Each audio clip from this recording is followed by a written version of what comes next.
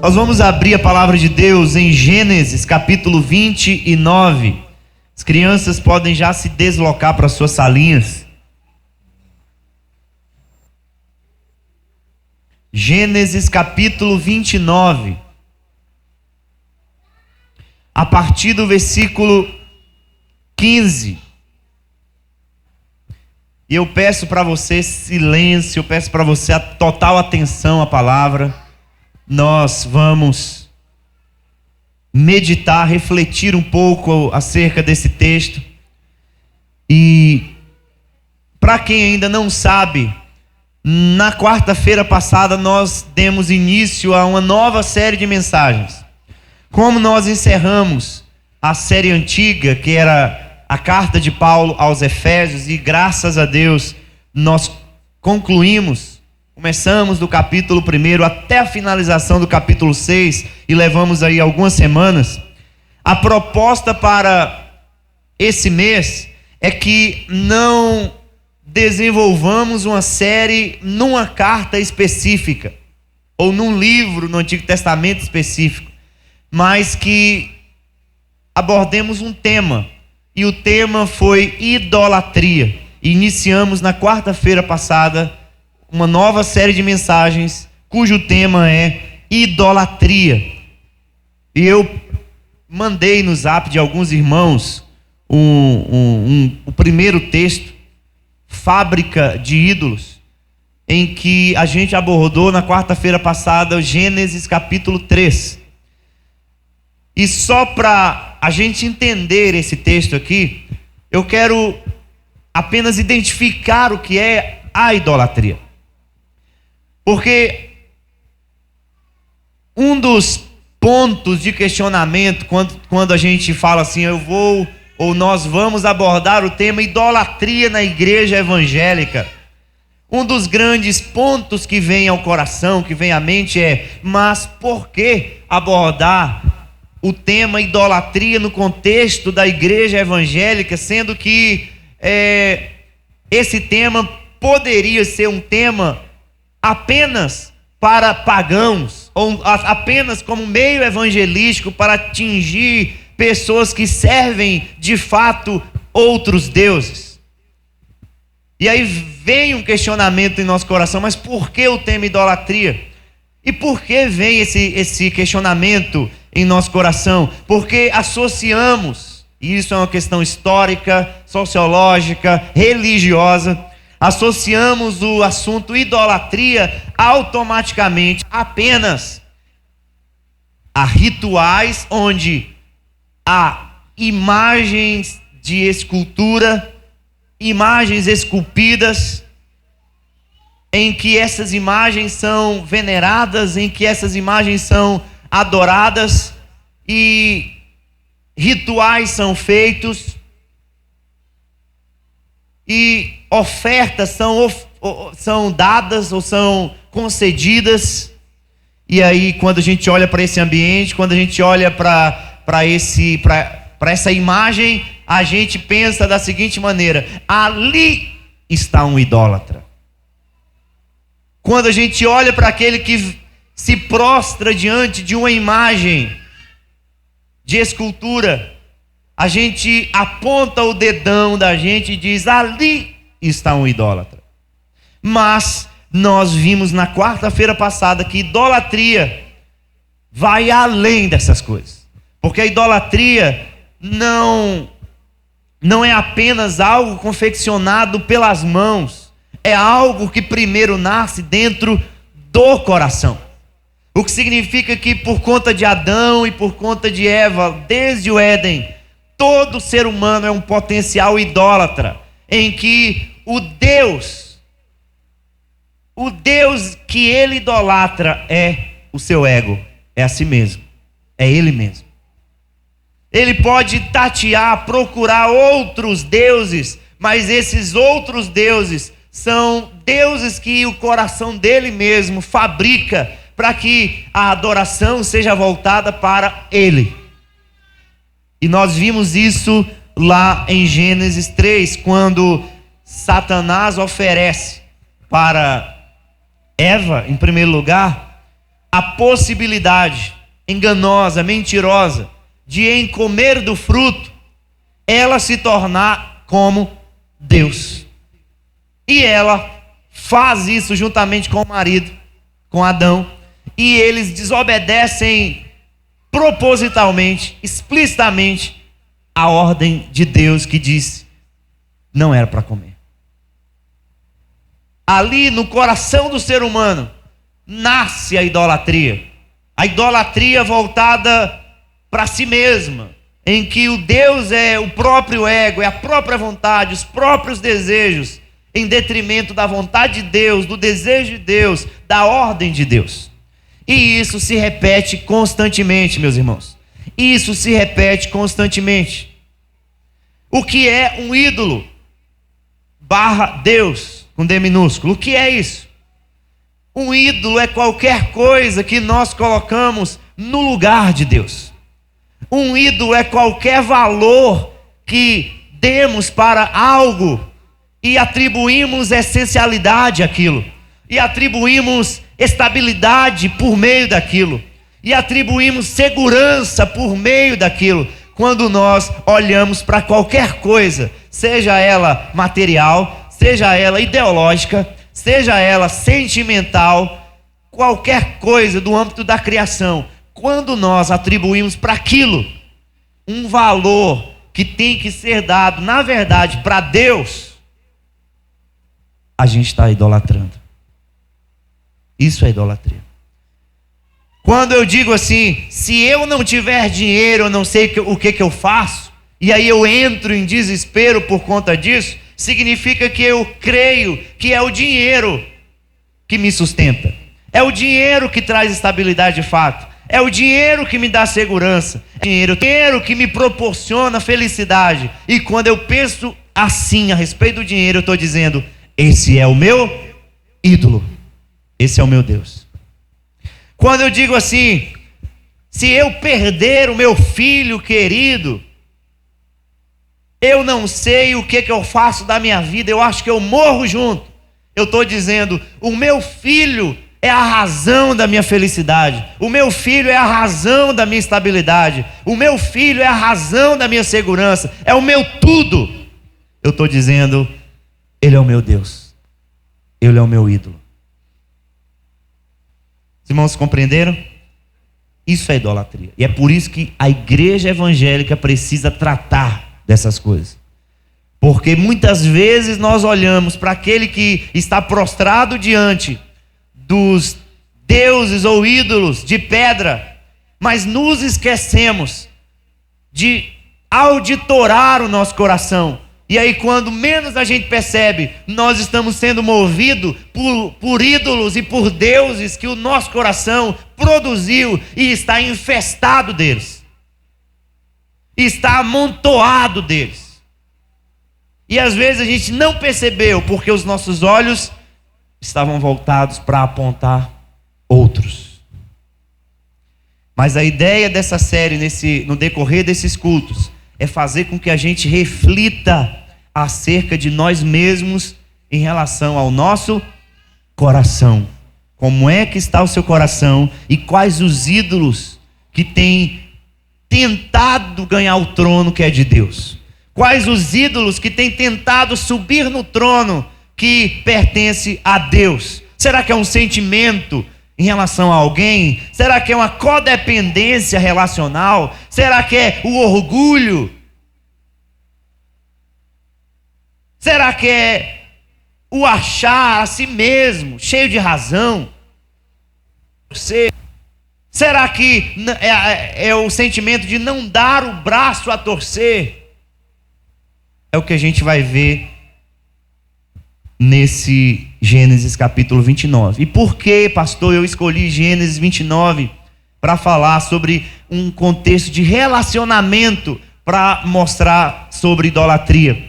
Porque, meus irmãos, o ídolo ou a idolatria não está distante de nós. A idolatria está mais perto do que a gente imagina. Se está dentro do nosso coração, ela pode se ramificar dentro dos nossos relacionamentos. Então, à medida em que eu for lendo o texto de Gênesis 29, eu quero que você me acompanhe, porque de que maneira eu quero fazer isso aqui hoje? Como o texto é um pouquinho longo, à medida em que eu for lendo o texto, você vai ter sua Bíblia aberta, eu vou contando a história para você, pontuando algumas coisas para a gente se situar diante dessa história. E aí depois a gente vai trazer algumas lições. Vamos lá. Gênesis capítulo 29, versículo 15. Diz assim. Todos encontraram aí? Depois Labão disse a Jacó: será que você vai trabalhar de graça, só por ser meu parente? Diga-me qual deve ser o seu salário. Ora, Labão tinha duas filhas, Lia, a mais velha, e Raquel, a mais nova. Lia tinha os olhos sem brilho, porém Raquel era bonita e formosa. Em algumas versões está: Raquel era bonita de rosto e de corpo.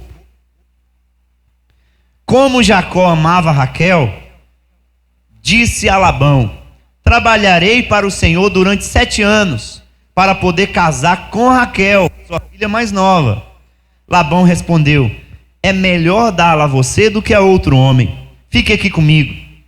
Assim, por amor a Raquel, Jacó trabalhou durante 7 anos, e esses anos lhe pareceram como poucos dias, pelo muito que a amava. Então ele disse a Labão: dê-me a minha mulher, pois já venceu o prazo para que eu me case com ela. Assim Labão reuniu todos os homens do lugar e deu um banquete. À noite, olha só a reviravolta, ele trouxe Lia, sua filha, e a entregou a Jacó. E eles tiveram relações. Labão tinha dado sua serva Zilpa para que fosse serva de Lia, sua filha. Ao amanhecer, Jacó viu que era Lia, por isso disse a Labão. Em algumas versões está: e ele correu para reclamar com Labão: o que é isso que o Senhor fez comigo? Não é verdade que eu trabalhei por amor a Raquel? Por que então o Senhor me enganou? Labão respondeu: em nossa terra não se costuma dar em casamento a mais nova antes da primogênita. Complete a semana de festa de casamento da primogênita. Depois daremos a você também a outra, pelo trabalho de mais 7 anos que você ainda me servirá. Jacó fez o que Labão pediu e completou a semana de festa da primogênita. Depois Labão lhe deu por mulher a sua filha Raquel. Labão tinha dado sua serva Bila para que fosse serva de Raquel, sua filha. E Jacó teve relações também com Raquel.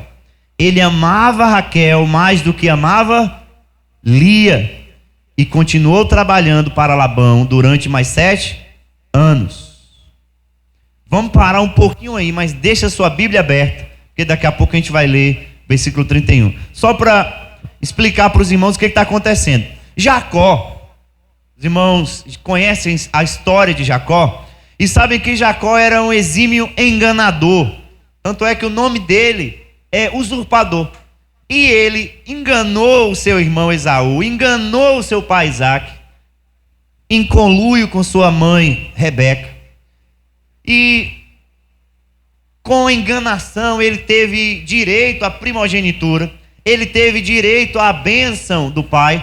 Mas como Esaú prometeu matá-lo, o que acontece? Jacó foge para a casa do seu tio Labão, para 2 propósitos, ou para cumprir 2 propósitos. Primeiro, fugir, e segundo, se casar.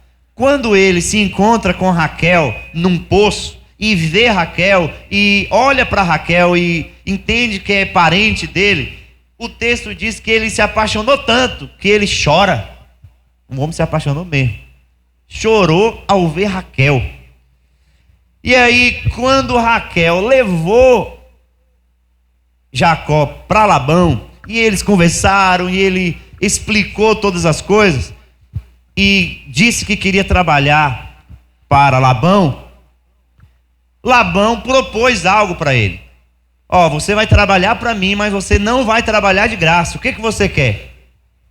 Automaticamente, Jacó fez uma contraproposta e disse o quê? Eu quero trabalhar para casar com a sua filha. E Jacó trabalhou 7 anos por Raquel, por amor a Raquel. E o texto enfatiza isso. Jacó amava Raquel. E ele amava tanto, meus irmãos, que o texto diz que os 7 anos passaram no estalar de dedos. Foi tão rápido, porque os olhos de Jacó, o coração de Jacó estava em Raquel. Aí o que acontece? O enganador foi enganado, porque no dia da festa de casamento ou da núpcia, o que Labão faz? E provavelmente Jacó já estava para lá de Bagdá, para ele não perceber Lia do lado dele, ele já estava já bebão mesmo. E aí o que acontece? Labão, ao invés de encaminhar Raquel, ele encaminha quem? Lia. E o texto diz aqui sobre Lia, no versículo 17, Lia tinha os olhos sem brilho, porém Raquel era bonita e formosa. Presta atenção em Lia. O ponto que eu quero trazer aqui é Lia, para a gente entender a história de Lia, não de Jacó. Mas tem que passar necessariamente por Jacó, por Raquel, mas o ponto é Lia. Quem era Lia? Lia era a primogênita. Lia estava há um tempão sem casar. Os olhos de todo mundo eram olhos não para Lia, mas para Raquel. E aí o que acontece? O pai de Lia quis dar um jeitinho e falou: vamos fazer o seguinte, se não for desse jeito, você não casa nunca. Então, ao invés de pôr Raquel lá, a gente vai colocar você. Entra dentro. E ela foi. Meu irmão, é interessante que o texto diz que Lia tinha os olhos sem brilho, porém Raquel era bonita e formosa. É uma metáfora para dizer o seguinte: Lia era feia e Raquel era bonita. Pronto, se fosse na linguagem de hoje. E aí, Lia foi para esse ambiente onde Jacó estava. Quando Jacó acorda, Jacó percebe que não era Raquel. Jacó percebe que era Lia. Em alguns textos está escrito que ele saiu para reclamar. Aí quando eu li, saiu para reclamar de Labão, falei: meu Deus, olha o choque que a mulher tomou. Imagine aí, passou a noite inteira com Jacó. Quando Jacó olha para o lado, provavelmente estava mais claro, e vê Lia. Meu Deus, não é Raquel. Corre.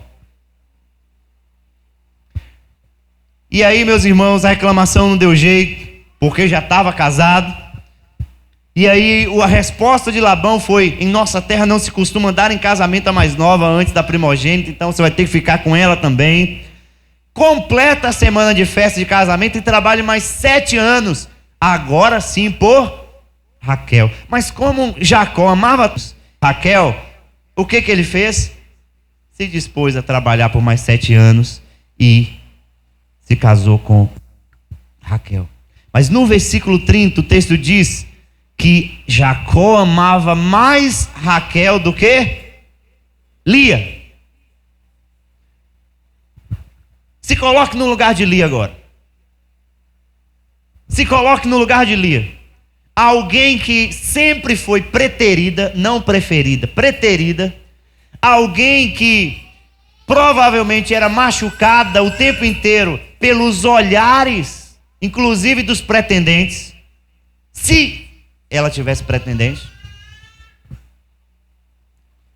Alguém que precisou causar alguma coisa junto com o pai em formato de enganação para casar. Se põe no lugar de Lia. Quando tem a noite com o marido, entre aspas, o marido olha para o primeiro rosto que vê pela frente e corre. O homem se dispôs a trabalhar mais 7 anos pelo amor da sua vida. E o texto, por vários momentos, deixa claro: ele amava mais Raquel do que amava Lia. Se põe no lugar de Lia. No versículo 31, o texto diz assim, vamos para o texto, versículo 31. Quando o Senhor viu que Lia era desprezada, fez com que ela fosse fecunda, ao passo que Raquel era estéril.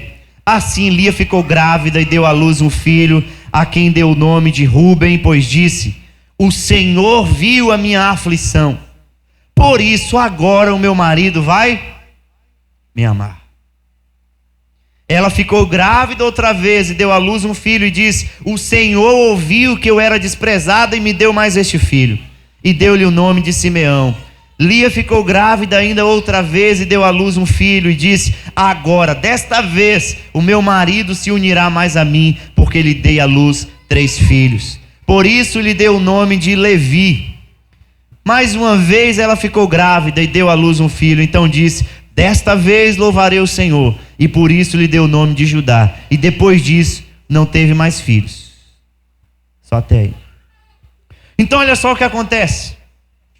Diante de todas essas circunstâncias que Lia passa, diante de todos os traumas que Lia passa, diante de toda a história de Lia, diante de tudo que Lia vive, ela pôs uma coisa no coração. E o que ela pôs no coração é que para ela ser feliz, ou para ela ser de fato alguém estável na vida, ela teria que ser amada por alguém, por um marido. Ela teria que ser reconhecida por alguém como uma mulher desejável. Lia colocou no seu coração que era necessário produzir através de alguma coisa o amor do outro, o elogio do outro em relação a ela.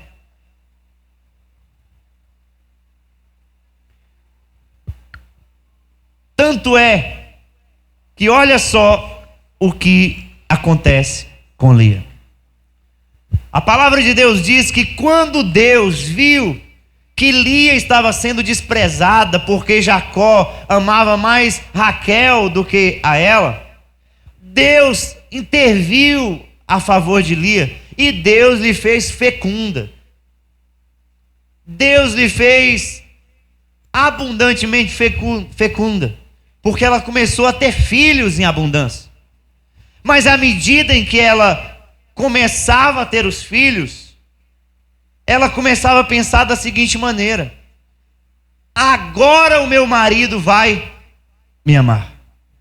Agora o meu marido vai me amar. O que é isso, pastor? O que esse texto tem a ver com idolatria? O que esse texto tem a ver com um coração idólatra? Meus irmãos, olhem só, e eu quero que vocês percebam isso. O nosso coração fabrica tão capciosamente deuses, tão capciosamente ídolos, que aquilo que é bênção de Deus, que aquilo que é intervenção amorosa de Deus, se transforma num ídolo. Deus lhe fez fecunda, em outras palavras, Deus lhe deu filhos. Aí o que ela faz? Ela pega os filhos e usa como ídolo para que o coração dela, o outro ídolo, ou o ídolo mor, pudesse ser massageado e adorado. Por quem, pastor? Pelo elogio do marido, pelo reconhecimento do marido. No final das contas, o que Lia queria, ou o que Lia pensava, ou o que Lia achava, é que Deus não era suficiente para ela. Deus não era o bastante para ela. Ela tinha que ter necessariamente um marido que a amava, ou que a amasse. Ela tinha que ter alguma coisa que lhe sustentasse palpavelmente. E esse é o nosso problema, porque muitas vezes a razão das nossas dificuldades relacionais não é outra coisa senão os ídolos que o nosso coração produz, que o nosso coração confecciona. Porque se nós nos sentimos ameaçados, se nós nos sentimos feridos pela palavra de alguém, o que nós estamos dizendo para nós mesmos é: ninguém mexe conosco, porque nós nos bastamos. Em outras palavras, nós somos o nosso próprio ídolo nessa situação.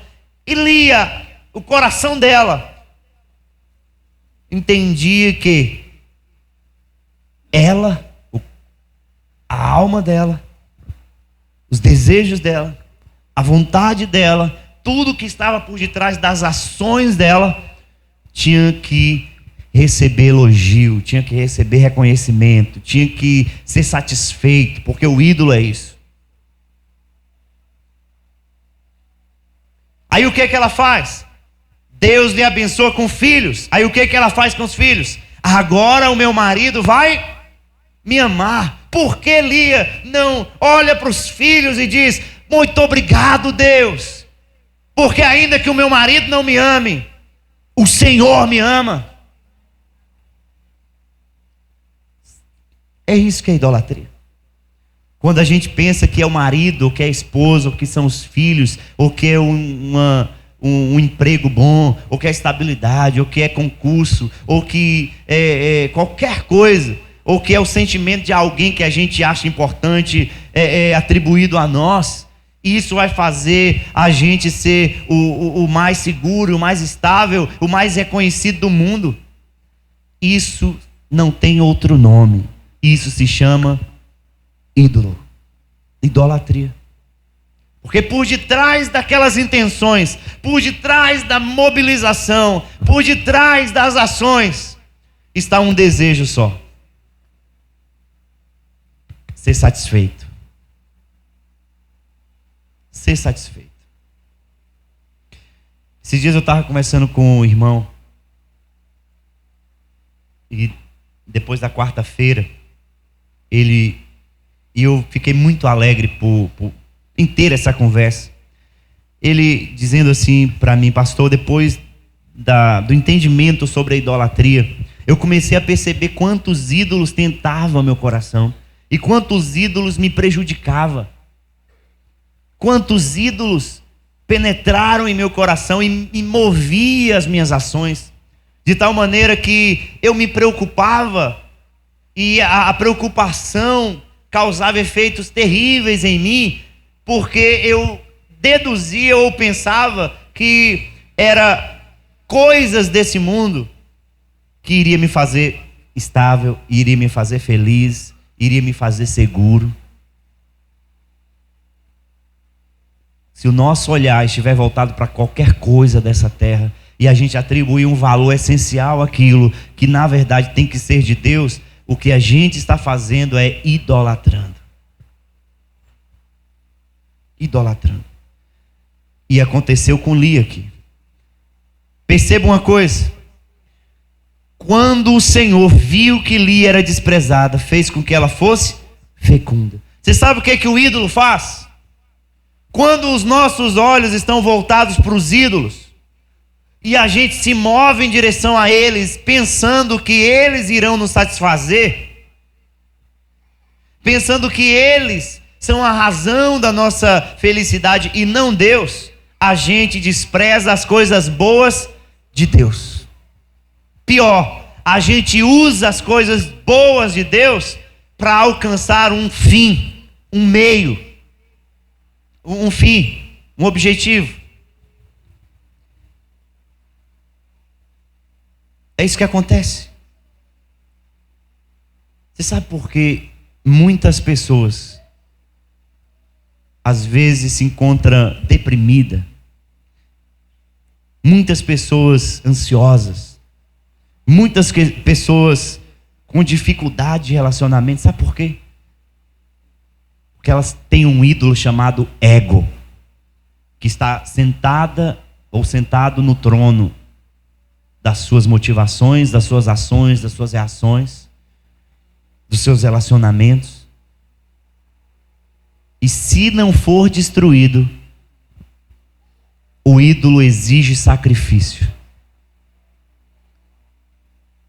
Antigamente, quando os ídolos, principalmente um chamado Moloque, as pessoas faziam rituais em relação a ele. Quando as pessoas é ilusão, não existe ídolo, só existe um Deus. Mas quando as pessoas ilusoriamente faziam sacrifícios a alguns deuses, principalmente a Moloque, você sabe o que eles faziam? Eles tinham que sacrificar para que, por exemplo, a colheita desse certo, para que a chuva caísse, para que o sol viesse no momento certo, para que a colheita fosse abundante. Eles tinham que sacrificar não apenas animais, mas eles tinham que sacrificar os seus próprios filhos. E eles levavam os seus filhos para serem sacrificados. E o método de sacrifício de seus filhos, sabe como era? O Moloque era em formato de um boi. E dentro desse boi era oco. E as crianças eram colocadas dentro desse boi oco. E as pessoas colocavam fogo embaixo. E quem estava lá dentro morria prejuntado. Tudo para satisfazer as exigências ilusórias de um Deus que não existe. Mas o grande problema é que o Deus que pode ser fabricado pelo nosso coração e guiar as nossas motivações em nossa vida, eles também exigem sacrifício. Porque quando eu penso que é o dinheiro que vai me satisfazer e vai dar estabilidade para a minha vida e vai me dar a segurança que eu preciso, eu deixo os meus filhos com qualquer pessoa. Eu deixo os meus filhos sem atenção. Eu deixo a minha esposa sem a atenção devida. E eu me canalizo só para aquilo.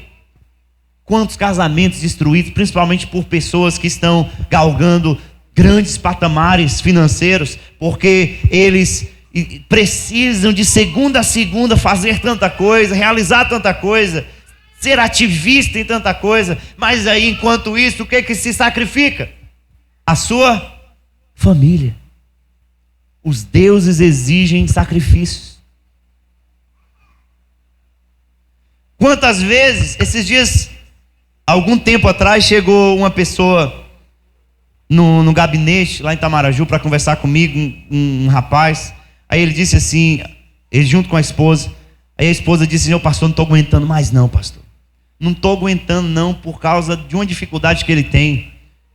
E aí eu falei assim: mas vocês têm que me explicar o que é que está acontecendo. E ela disse assim: pastor, ele não me deseja mais. Ele não quer mais saber de mim. E aí quando a gente foi apurar todas as coisas, sabe o que estava causando tudo isso na vida daquele homem? Um Deus, um ídolo, a pornografia.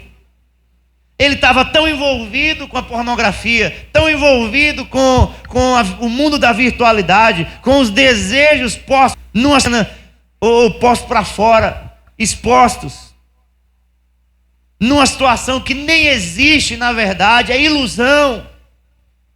E aí aquilo que é realidade estava sendo sacrificado, porque os deuses exigem sacrifício. Os deuses exigem sacrifício. Aí, uma vez chegou uma senhora para mim e disse assim: pastor, eu tenho uma dificuldade. Às vezes quando a pessoa procura o pastor, geralmente é para mostrar dificuldades. E a gente está aqui para isso mesmo. E aí essa pessoa chegou assim: pastor, estou com uma dificuldade terrível, eu não consigo perdoar a minha mãe.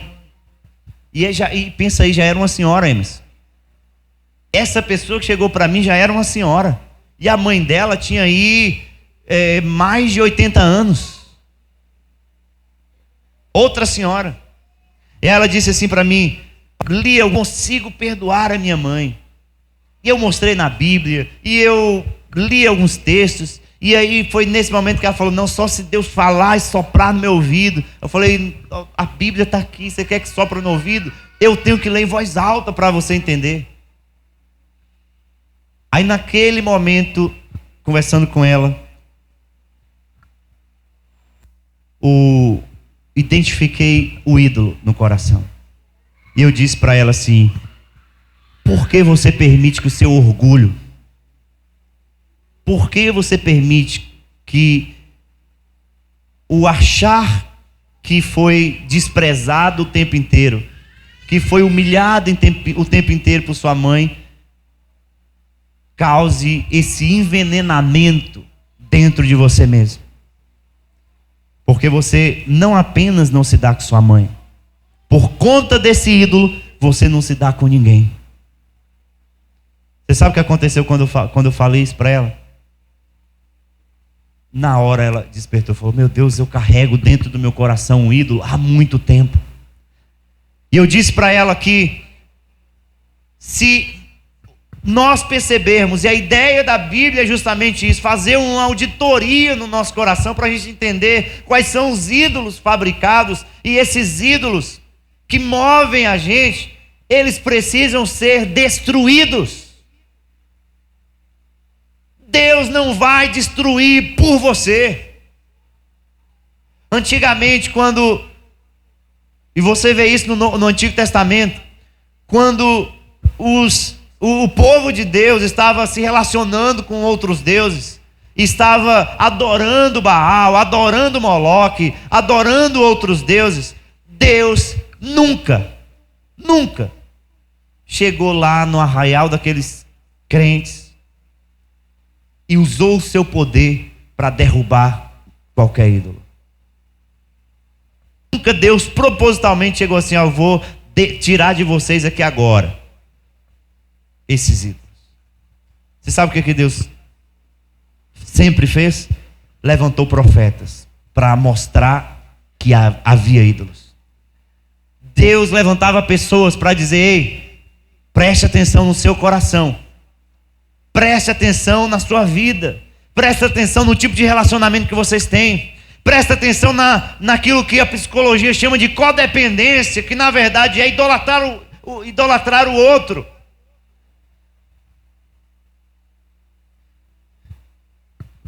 Quase sempre, ou sempre, Deus levantava pessoas para mostrar para aqueles crentes, para aquele povo, que havia necessidade deles mesmos irem ao encontro daqueles deuses e destruir para a glória de Deus, e para eles se verem livres daquilo. Não foi isso, por exemplo, que Josué fez? Quando o povo estava se infestando de ídolos, Josué tomou a sua família, o seu clã inteiro, e ele chamou o povo e disse assim: eu não sei vocês, mas a nossa família vai destruir esses ídolos, porque eu e a minha casa serviremos ao Senhor. Mas ele teve que fazer, ele teve que ir lá e destruir e tirar tudo. Deus não ia fazer por ele. E por que eu estou dizendo isso? Porque às vezes as pessoas pensam assim: eu sempre nasci assim e só Deus para me mudar. Aí Deus olha para mim, para você e diz assim: pois é, meu santo e minha santa, a palavra minha está aqui justamente para você pegar e você mudar. Ah, pastor, eu não consigo, eu sou viciado nisso e naquilo. É necessário, sei lá, eu sozinho eu não consigo, mas é necessário que você consiga uma maneira de você mesmo se livrar daquilo, porque a responsabilidade é tua. Senão os deuses ou os ídolos vão te consumir.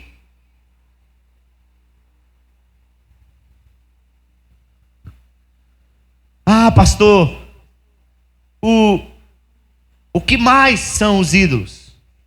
Os ídolos podem se evidenciar, por exemplo, no alcoolismo. O que é o alcoolismo, se não alguém que está olhando para si mesmo e dizendo: eu me encontro, ou eu encontro paz, ou eu encontro sentido no álcool.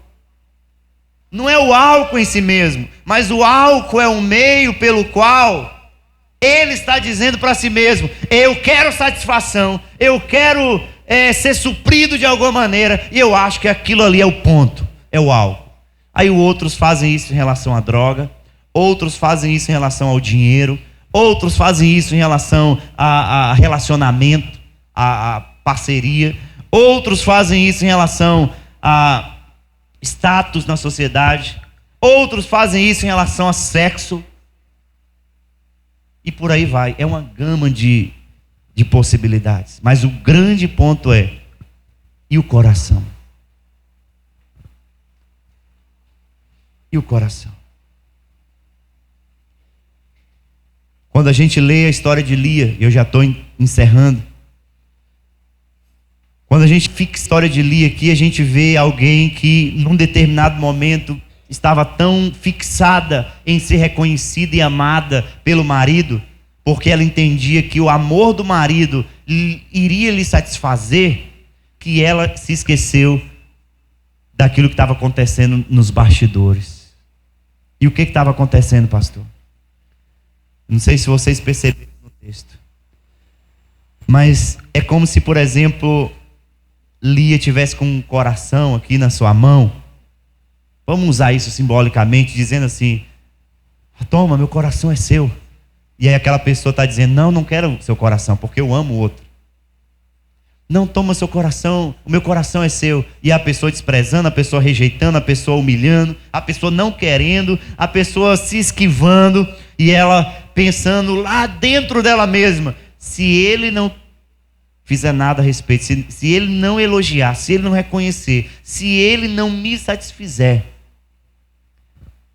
eu vou ficar humilhada, eu vou ficar desanimada, eu não vou encontrar razão para a vida. Enquanto ela estava fazendo isso, Deus no versículo 31 estava dizendo assim: Lia, olha aqui meu coração. Lia, se ele não te ama, eu te amo. Lia, se ele não abraça, eu abraço. Lia, se ele não te quer, eu te quero. Lia, se ele não te reconhece, eu te reconheço. O que Deus está falando é: eu sou suficiente, eu sou o verdadeiro Deus. Qualquer outra coisa é ídolo. Se nós colocarmos o nosso coração em qualquer outra coisa nesse mundo, seja o que for, nós estamos sendo idólatras. E Deus não suporta a idolatria. Deus abomina a idolatria. De coisas, de pessoas, de sentimentos, de afetividade, de orgulho, de personalidades, de temperamento, de tudo. E o que Deus está falando para nós, meus irmãos: destrua os seus ídolos. Faça com que eles caiam por terra. Destruam. Porque o Senhor é o verdadeiro Deus. O Senhor é o verdadeiro Deus. No versículo 35, Lia diz assim, o texto diz: mais uma vez ela ficou grávida e deu à luz um filho. Então disse: desta vez louvarei o Senhor. E por isso lhe deu o nome de Judá.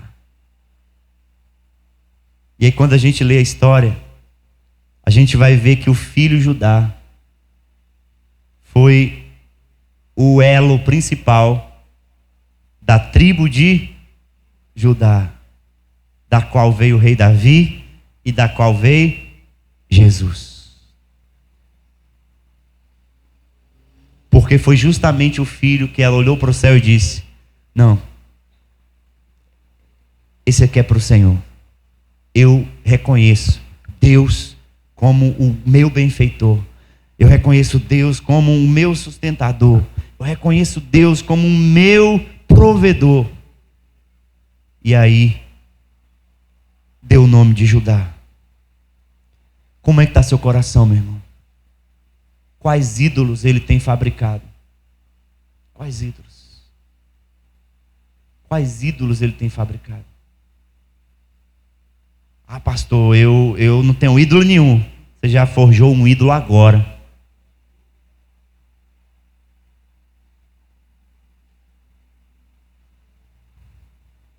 Eu costumo dizer, meus irmãos, que o nosso coração é uma fábrica constante de ídolos. Não sei se vocês já assistiram filmes de zumbi. Até gosto de assistir. The Walking Dead. Não sei se vocês já assistiram. O Glória tanto também não. E aí, nesses filmes de zumbi, você vê mais ou menos o seguinte: o camarada tá no lugar fechado e uma janela tá quebrada e ele tá lá, meu Deus, tomara que não venha, tomara que não venha. Daqui a pouco surge um. Aí aparece uma mãozinha de zumbi, aí ele tá lá com um porrete na mão e vai quebrando tudo. Sai pra lá, zumbi. Mas daqui a pouco aparece um tanto de zumbi. E não para de aparecer zumbi. Ainda que ele vai matando um tanto de zumbi, vai aparecendo zumbi o tempo inteiro. Os ídolos são assim.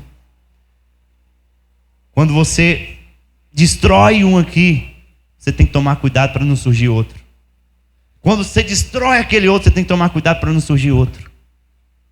Quando você destrói aquele outro, você tem que tomar cuidado para não surgir. Porque o nosso coração é uma fábrica constante de ídolos. Tudo pode ser um ídolo. Depois você se questione por que você está triste demais.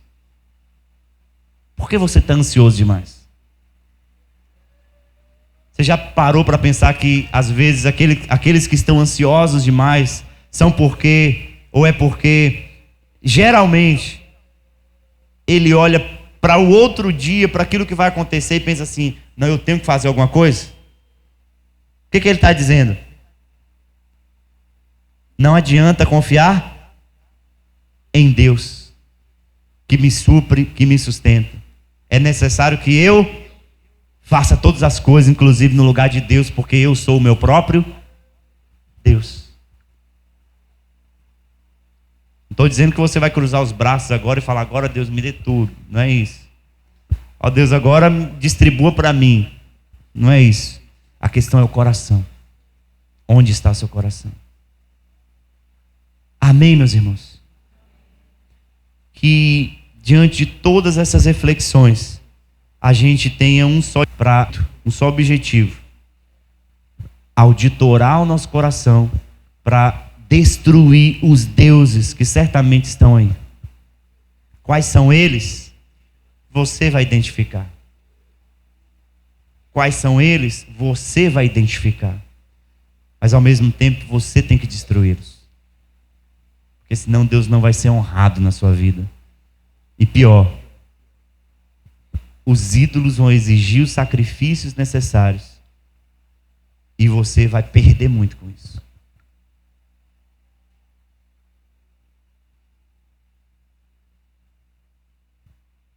Se põe em pé em nome de Jesus.